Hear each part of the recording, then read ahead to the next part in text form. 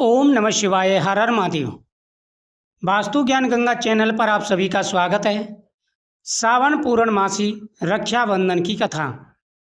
रक्षाबंधन सिर्फ भाई बहन के प्यार और विश्वास का त्योहार नहीं, बल्कि इसके पीछे कई रोचक पौराणिक मान्यताएं भी जुड़ी हुई हैं।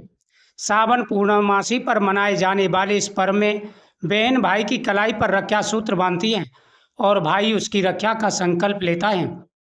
लेकिन राखी बांधने की यह परंपरा आखिर शुरू कैसे हुई और सबसे पहले राखी किसने बांधी? इन सवालों के कई जवाब इन कथाओं से मिलते हैं।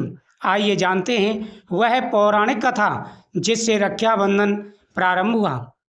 पौराणिक मान्यताओं के अनुसार रक्षाबंधन से जुड़ी एक कथा देवताओं के राजा इंद्र और उनकी पत्नी इंद्राणी से संबंधित है। कहा जाता है कि एक समय देवताओं और असुरों के बीच भयंकर युद्ध छिड़ गया था। लगातार संघर्ष के कारण देवताओं की स्थिति कमजोर होने लगी थी और इंद्र के लिए भी परिस्थितियां चुनौतीपूर्ण हो गई थी। ऐसे समय में इंद्राणी ने भगवान विष्णु की आराधना की। उन्होंने मंत्रोच्चार के साथ एक पवित्र रक्षा सूत्र तैयार किया और उसे इंद्र की कलाई पर बांध दिया। इसके बाद इंद्र ने नए आत्मविश्वास और शक्ति के साथ युद्ध किया और देवताओं को विजय प्राप्त दिलाई। इसी कथा के आधार पर रक्षा सूत्र को संकट के समय सुरक्षा, साहस और विजय का प्रतीक माना जाता है। रक्षाबंधन से जुड़ी एक अन्य और पौराणिक कथा सूर्यपुत्री जमुना और उनके भाई यमराज से संबंधित है। मान्यता है कि जमुना अपने भाई यमराज से मिलने के लिए लंबे समय से प्रतीक्षा कर रही थी। एक दिन जब यमराज उनके घर पहुंचे तो जमुना ने उनका बेहद प्रेम और सम्मान के साथ स्वागत किया। जमुना ने भाई के लिए पूजा की और उनकी कलाई पर रक्षा सूत्र बांधा। बहन के इस स्नेह से यमराज बहुत ही प्रसन्न हुए। उन्होंने जमुना को वरदान दिया, जो बहन प्रेम और श्रद्धा से अपने भाई की कलाई पर रक्षा सूत्र बांधेगी, उसके भाई को लंबी आयु और सुख समृद्धि का आशीर्वाद प्राप्त होगा। यह कथा भाई बहन के बीच प्रेम, मंगल कामना और सुरक्षा की भावना को दर्शाती है। रक्षाबंधन की एक प्रसिद्ध कथा भगवान विष्णु, माता लक्ष्मी और राजा बलि से जुड़ी हुई है। पौराणिक कथा के अनुसार भगवान विष्णु ने राजा बलि को एक वचन दिया था। इसी कारण वे कुछ समय के लिए बलि के राज्य में रहने लगे थे। इससे सभी देवता निर्मल और परेशान हो गए थे, क्योंकि जहाँ पर भगवान विष्णु हों वहीं पर सभी देवताओं का वास होता है। जब राजा बलि के यहाँ पर भगवान रहने लगे तो मजबूरन सभी देवताओं को भी राजा बलि के यहाँ पर रहना पड़ा था। इस वजह से सभी देवता सभी परेशान हो गई। माता लक्ष्मी को समझ नहीं आ रहा था कि राजा बलि के बंधन से किस प्रकार भगवान विष्णु को मुक्त कराया जाए। उन्होंने जाकर के देवगुरु बृहस्पति से पूछा और देवगुरु बृहस्पति ने उन्हें एक सुझाव दिया। देवगुरु बृहस्पति ने कहा कि हे माता, यदि आप राजा बलि को रक्षा सूत्र बांधें और राजा बलि को वचनबद्ध कर लें तो आप भगवान विष्णु को मुक्त करा सकते हैं। इसी कारण वे कुछ समय के लिए बलि के राज्य में जब रहने लगे, माता लक्ष्मी भगवान विष्णु को अपने साथ वापस लाना चाहती थी। इसके बाद माता लक्ष्मी राजा बलि के पास पहुंची और उनकी कलाई पर रक्षा सूत्र बांधकर उन्हें अपना भाई मान लिया। राजा बलि ने भी माता लक्ष्मी के इस रिश्ते को पूरे सम्मान के साथ स्वीकार किया। बहन के रूप में माता लक्ष्मी का सम्मान करते हुए उन्होंने भगवान विष्णु को उनके साथ जाने की अनुमति दे दी। इस कथा से यह संदेश मिलता है कि रक्षा और अपनापन का रिश्ता केवल सगे भाई बहन के बीच ही नहीं होता, प्रेम, विश्वास और सम्मान आधार पर भी रिश्ते मजबूत हो जाते हैं।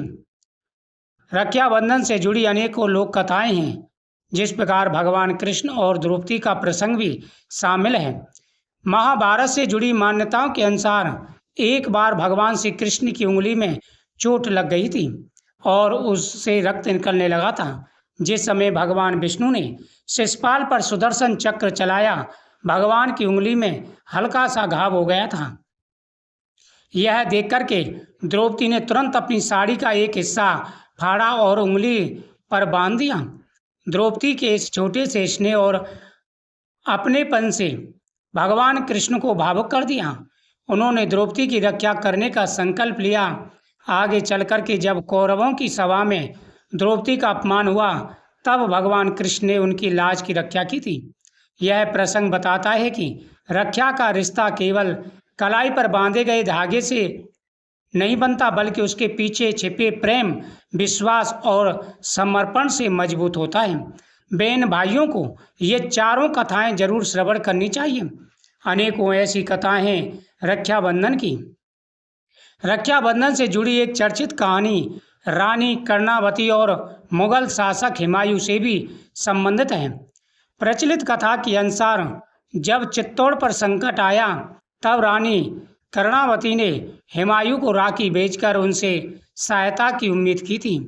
कहा जाता है कि राखी के इस रिश्ते के माध्यम से उन्होंने हुमायूं से भाई के रूप में मदद मांगी। हालांकि इस कहानी को लेकर इतिहास में मतभेद है। लोक प्रचलित कथाओं में इसका उल्लेख जरूर मिलता है, लेकिन इस घटना की पुष्टि करने वाला कोई ठोस और प्रमाणित ऐतिहासिक सबूत नहीं है। इतिहासकार अनेकों ऐसी संबंधित कथाओं से इस रिश्ते के बारे में बताते हैं, लेकिन हकीकत तो यही है कि राखी का यह पर्व प्राचीन समय से चला रहा है।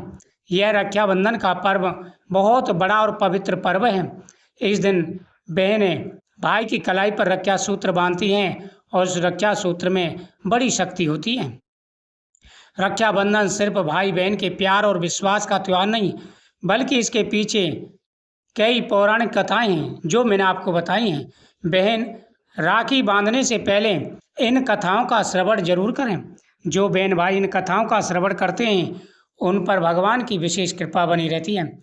थाली सजा करके सबसे पहले बहन उस थाली को भगवान के सामने रखें। उस थाली को भगवान के सामने रख करके भगवान से प्रार्थना करें कि हे प्रभु, भगवान महादेव, माता पार्वती, भगवान विष्णु सभी बहनों के भाइयों पर अपनी कृपा बनाए रखें। उनकी उम्र लंबी हो तथा जीवन में उनके में कोई परेशानी ना आए।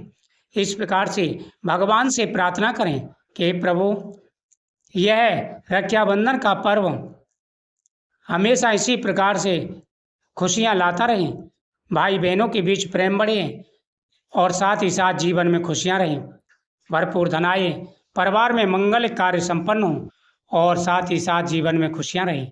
तो बहुत बड़ा पर्व है।